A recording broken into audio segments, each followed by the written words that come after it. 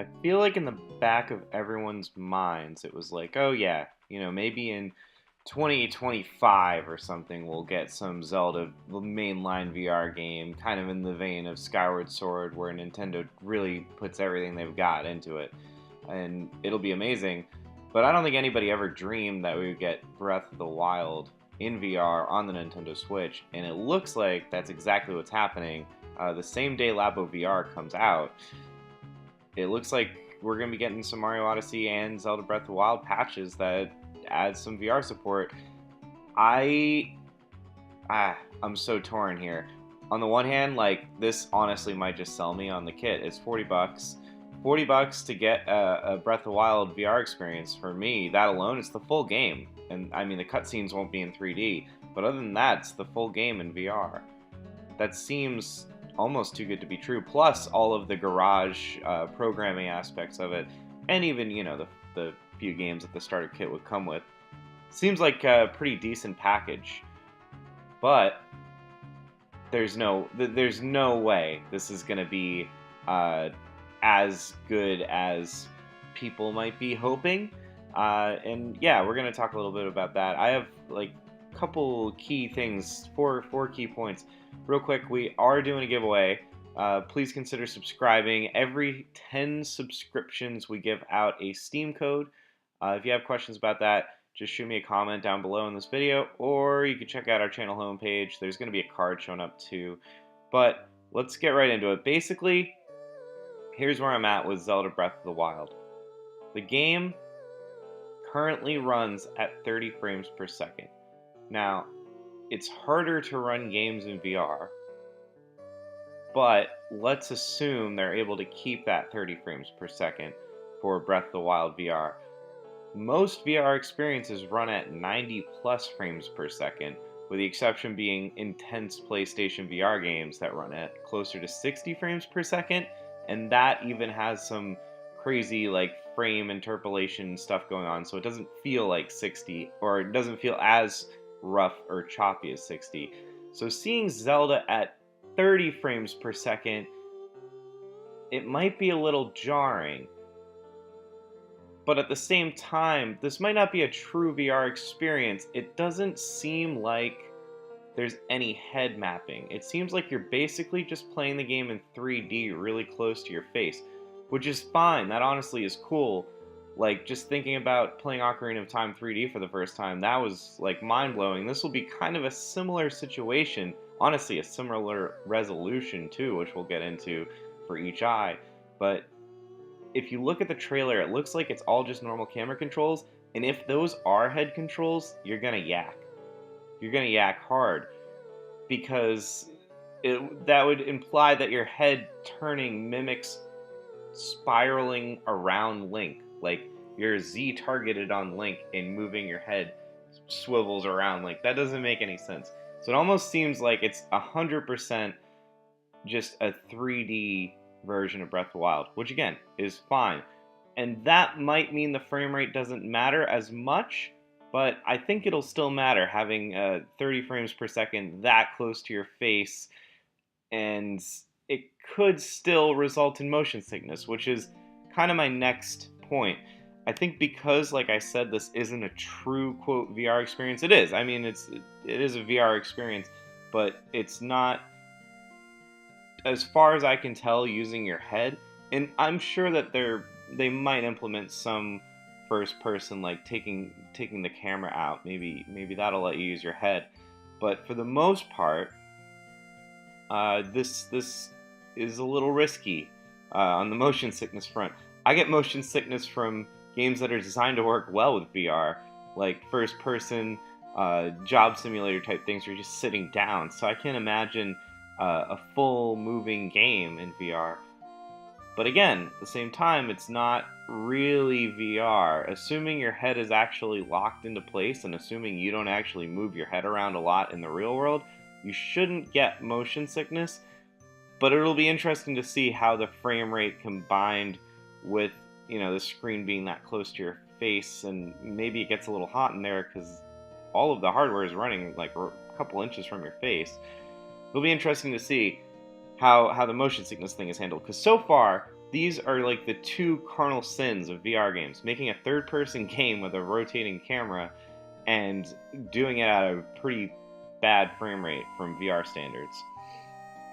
The next thing I want to talk about, though, is the resolution. That's going to be pretty bad for a game like Breath of the Wild. I'm hoping the art style will kind of help push things through, but realistically, per eye, it's going to be kind of similar to looking at a DS screen. So if you want kind of a weird spoiler for what it might kind of look like in each eye, take your Ocarina of Time 3DS and put it really close to your face. Again, it's not that bad. I just hope it holds up. I hope it's not disappointing, because there are a few. So I own the Oculus Rift DK1. It's going to be kind of a similar experience to the Oculus Rift DK1, and the screen door effect was pretty severe to the point where you couldn't even really read text. So maybe they have a solution for that. Maybe they make text a little bigger or something.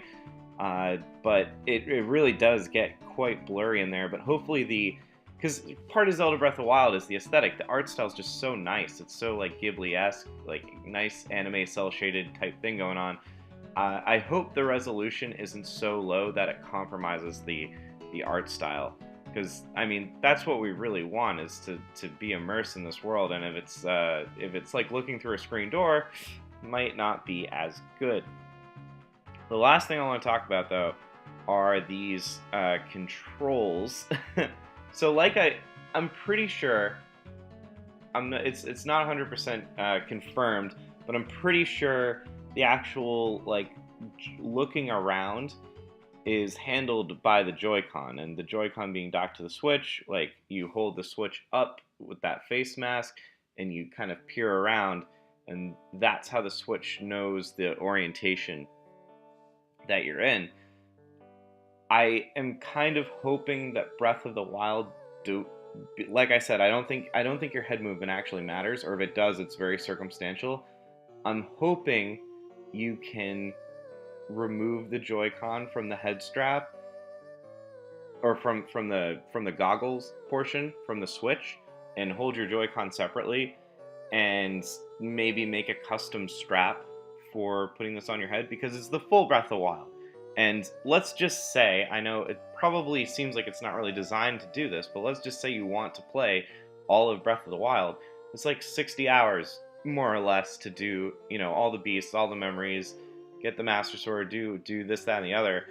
It's about 60 hours, and you get pretty strong forearms and biceps by holding your Switch up to your face for 60 hours. It'd be kind of Virtual Boy-esque, maybe. Maybe people will hack together some weird Virtual Boy stand. But it's not even that comfortable to control, if you can imagine holding your Joy-Con like next to your ears, basically.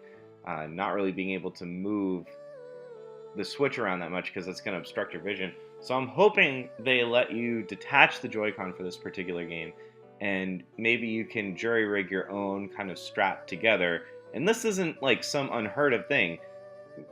Nintendo Labo, at least the first kit, Nintendo is like strongly encouraging people to kind of hack their own stuff together. And that's part of the garage experience too. So it seems like Nintendo like isn't against you making your own strap. Like, it's not like that wouldn't be condoned. It's just a matter of, will they let us detach the Joy-Con so you can kind of jury rig your own stand or your own strap and be able to enjoy the experience for a long period of time. That, or I guess you could just lay down on your back so it just sits on your face.